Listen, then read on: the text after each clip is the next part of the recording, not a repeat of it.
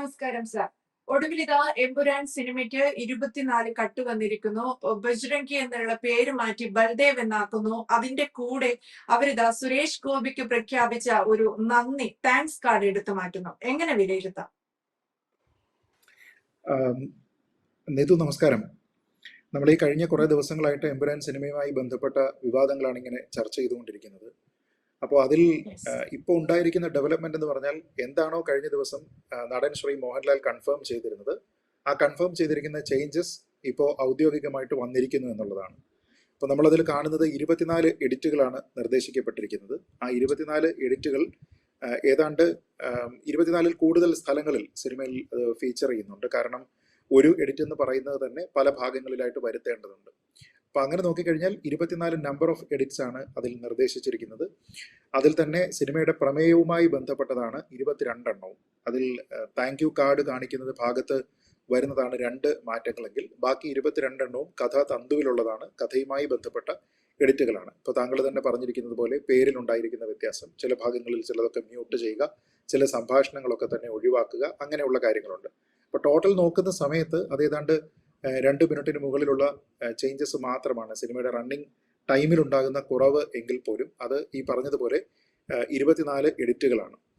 അപ്പോൾ ഇത് ഒരു ഭാഗത്ത് വന്നുകൊണ്ടിരിക്കുന്നുവോ ഈ ഒരു സമയത്തെങ്കിലും ഈ സിനിമയുമായി ബന്ധപ്പെട്ട വിശദീകരണം നൽകേണ്ട ഏറ്റവും കൂടുതൽ ചുമതലയുള്ള അതിൻ്റെ സംവിധായകൻ എന്തുകൊണ്ട് പ്രതികരിക്കുന്നില്ല എന്നുള്ള ഒരു ചോദ്യമാണ് പ്രധാനം. കാരണം അദ്ദേഹത്തിനെ, ശ്രീ പൃഥ്വിരാജ് സുകുമാരനെ, ഇവിടെ ഈ സിനിമ ഇറങ്ങിയ സമയം മുതൽ തന്നെ ആൾക്കാർ വാഴ്ത്തുന്നത്, പ്രത്യേകിച്ച് അദ്ദേഹം പറയുന്ന രാഷ്ട്രീയത്തിനോട് വലിയ താല്പര്യമുള്ള ആൾക്കാർ വാഴ്ത്തുന്നത് തന്നെ അദ്ദേഹം നിലപാടുകളുടെ രാജകുമാരനാണ്. അദ്ദേഹം ഇന്ന് സംഘപരിവാർ രാജ്യം ഭരിക്കുന്ന സമയത്ത് സംഘപരിവാറിന്റെ വർഗീയതയെക്കുറിച്ച് ഒരു സിനിമ എടുക്കാനായിട്ട് അസാമാന്യ ധൈര്യം അദ്ദേഹത്തിന് വേണം എന്നാണ് പറഞ്ഞിരിക്കുന്നത്. പക്ഷേ നമ്മൾ ഒരു പ്രോഡക്റ്റ് ആൾക്കാരിലേക്ക് എത്തിക്കുന്ന സമയത്ത് അതിലൊരു കൂട്ടുത്തരവാദിത്തം ഉണ്ടായിരിക്കുകയും ഏറ്റവും കൂടുതൽ ഉത്തരവാദിത്തം സംവിധായകനിൽ തന്നെ നിക്ഷിപ്തമായിരിക്കുകയും ചെയ്യുന്ന ഒരു സമയത്ത് സക്സസിന്റെ ക്രെഡിറ്റ് മാത്രമല്ല സംവിധായകന്റെ ഭാഗത്ത് ഉണ്ടാകേണ്ടത്, മറിച്ച് ഏതെങ്കിലും രീതിയിലത്തേക്കുള്ള ഒരു പോരായ്മ ഉണ്ടായിട്ടുണ്ടെങ്കിൽ ആ സിനിമയുമായി ബന്ധപ്പെട്ട ഏതെങ്കിലും രീതിയിലത്തേക്കുള്ള ഒരു എഡിറ്റിന് പോകുന്ന സംവിധാനം, ഒരു സാഹചര്യം അത് ഉണ്ടായിട്ടുണ്ടെങ്കിൽ അതിനെക്കുറിച്ച് വിശദീകരണം നൽകേണ്ടത് സംവിധായകനാണ്. അതല്ലാതെ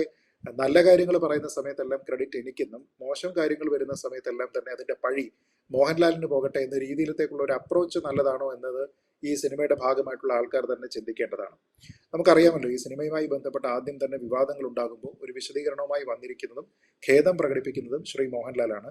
അദ്ദേഹത്തിന്റെ പോസ്റ്റ് ആ സിനിമയുടെ ഭാഗമായിട്ടുള്ള ഡിസിഷൻ മേക്കേഴ്സിൽ സംവിധായകരുൾപ്പെടെയുള്ള ചില ആൾക്കാർ പങ്കുവെച്ചു എന്നതിനപ്പുറത്തേക്ക് അതിൽ പറഞ്ഞിരിക്കുന്ന കാര്യങ്ങളെ കൂടുതൽ എൻഡോഴ്സ് ചെയ്യുന്നതിനോ അവരുടെ ഭാഗത്തു നിന്ന് തന്നെ ഒരു അപ്പോളജി ഇഷ്യൂ ചെയ്യുന്നതിനോ ഒന്നും തന്നെ ഇതിലാരും തന്നെ തയ്യാറായിട്ടില്ല.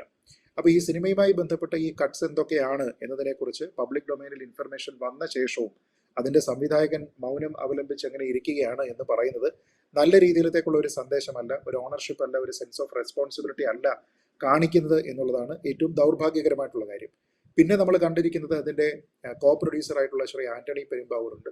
അദ്ദേഹം മാധ്യമങ്ങളോട് ഇന്ന് സംസാരിക്കുന്നുണ്ട്. അപ്പോൾ അദ്ദേഹം ഇതെല്ലാം തന്നെ ഒരു ടീം എഫേർട്ടാണ്, ടീമിന്റെ തീരുമാനമാണ് എന്നൊക്കെ പറയുമ്പോഴും അദ്ദേഹത്തിനോട് ഉണ്ടാകുന്ന ചില ചോദ്യങ്ങളുണ്ട്. ഒന്ന്, ഒരു പ്രിവ്യൂ ഷോ ഉണ്ടായിരുന്നോ എന്ന് ചോദിക്കുമ്പോൾ അതിൽ വ്യക്തമായിട്ടൊരു മറുപടി അദ്ദേഹം പറഞ്ഞതായിട്ട് ഞാൻ കണ്ടില്ല. തന്നെയുമല്ല, ഈ സിനിമയുമായി ബന്ധപ്പെട്ട് ഇതിന്റെ സ്ക്രിപ്റ്റ്, അതിന്റെ കാര്യങ്ങളെല്ലാം തന്നെ ശ്രീ മോഹൻലാലിന് അറിയാമായിരുന്നോ എന്നതുമായി ബന്ധപ്പെട്ട് ശ്രീ മേജർ രവിയുടെയും ശ്രീമതി മല്ലിക സുകുമാരന്റെയും വിരുദ്ധ അഭിപ്രായങ്ങൾ ഉണ്ടായിരിക്കുന്ന സാഹചര്യത്തിൽ അതിനെക്കുറിച്ച് ചോദിക്കുന്ന സമയത്ത് പോലും സ്ക്രിപ്റ്റ് അദ്ദേഹത്തിന് അറിയാമായിരുന്നു, ഞങ്ങൾ എല്ലാവരും കൂടി ചേർന്നിരുന്നാണ് ചർച്ച ചെയ്തത്, ഞങ്ങൾക്ക് എല്ലാവർക്കും അറിയാമായിരുന്നു എന്ന് മാത്രമാണ് അദ്ദേഹം പറയുന്നത്.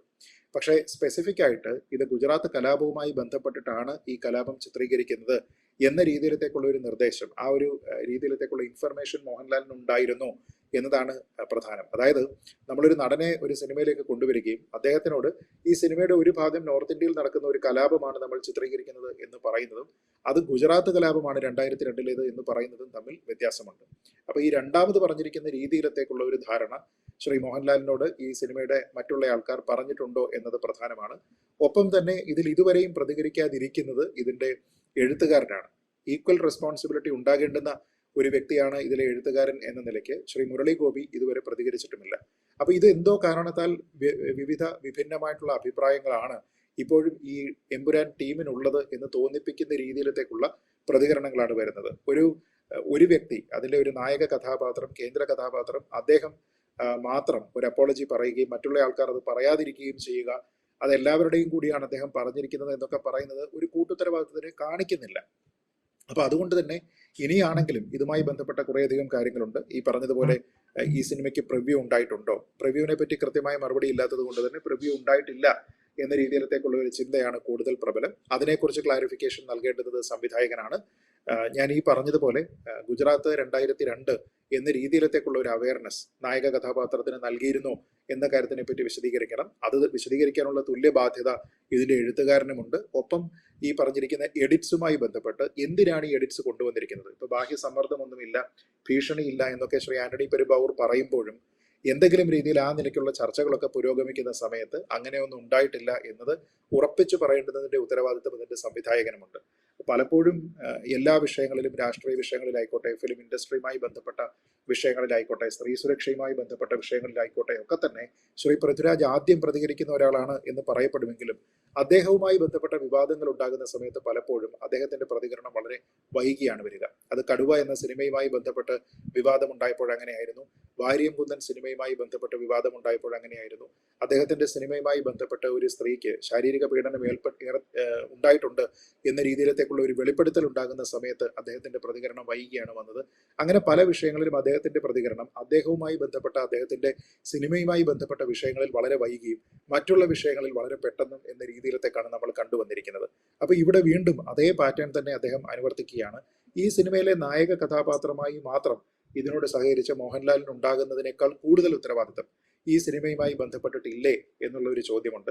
തന്നെയുമല്ല, ഈ സിനിമയെ വാനോളം പുകഴ്ത്തിയ, പ്രശംസിച്ച, ഇങ്ങനെ ഒരു സിനിമ എടുക്കാനുള്ള അദ്ദേഹത്തിന്റെ ധൈര്യത്തിനെ പ്രകീർത്തിച്ച ആൾക്കാരോട് അദ്ദേഹം ഈ എഡിറ്റ്സിനെ പറ്റി എന്ത് വിശദീകരണമാണ് നൽകുന്നത് എന്നുള്ള ഒരു പ്രധാനപ്പെട്ട ചോദ്യം കൂടിയുണ്ട്. കാരണം അങ്ങനെയുള്ള ആൾക്കാരുമുണ്ടല്ലോ, നിർഭയമാണ് ഇത് ചെയ്തിരിക്കുന്നത് എങ്കിൽ ഇപ്പോൾ എഡിറ്റ് ചെയ്തിരിക്കുന്നത് നിർഭയമാണ് എന്നും ബാഹ്യപ്രേരണ ഇല്ല എന്നും ഭീഷണി ഇല്ല എന്നും ഒക്കെ അതിന്റെ കോ പ്രൊഡ്യൂസർ പറയുമ്പോൾ ശ്രീ പൃഥ്വിരാജൻ എന്താണ് പറയാനുള്ളത് എന്ന ചോദ്യമുണ്ട്. അതായത് ബാഹ്യപ്രേരണയോ ഭീഷണിയോ ഇല്ല എങ്കിൽ പിന്നെ എന്തിനാണ് ഈ എഡിറ്റിന് പോകുന്നത്?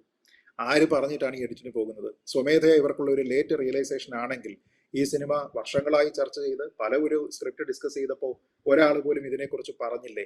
എന്താണ് ഈ പേരിനുണ്ടായിരുന്ന പ്രശ്നം? എന്തുകൊണ്ടാണ് ഈ പേര് നീക്കം ചെയ്തിരിക്കുന്നത്?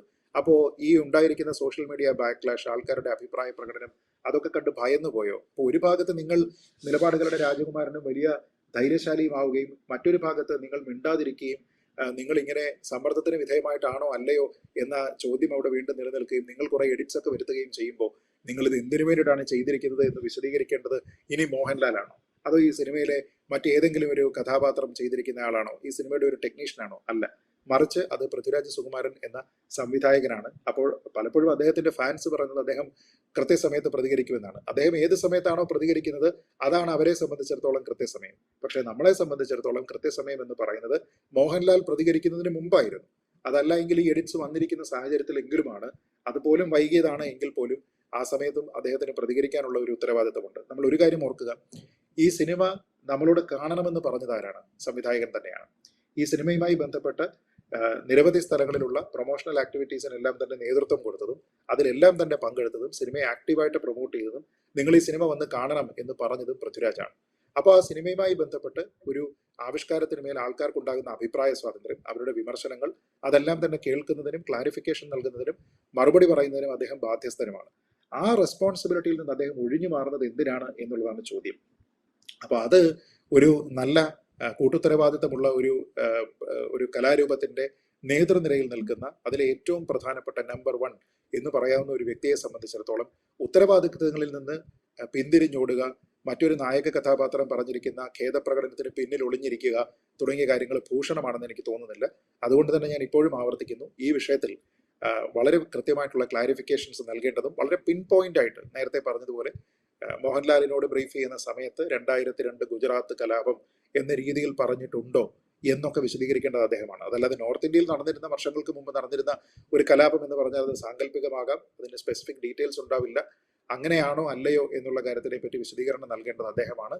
അദ്ദേഹം മറുപടി പറയാതിരിക്കുന്ന സമയത്ത് അദ്ദേഹത്തിനെ ധൈര്യശാലി എന്നും നിലപാടിന്റെ രാജകുമാരൻ എന്നൊക്കെ വിശേഷിപ്പിക്കുന്നതിൽ ഒരു കഥയുമില്ല എന്നാണ് എനിക്ക് തോന്നുന്നത്. കൂടുതൽ വാർത്തകളും വിശേഷങ്ങളും നിങ്ങളിലേക്ക് എത്താൻ ABC മലയാളം സബ്സ്ക്രൈബ് ചെയ്യുക, ബെൽ ബട്ടണും അമർത്തുക.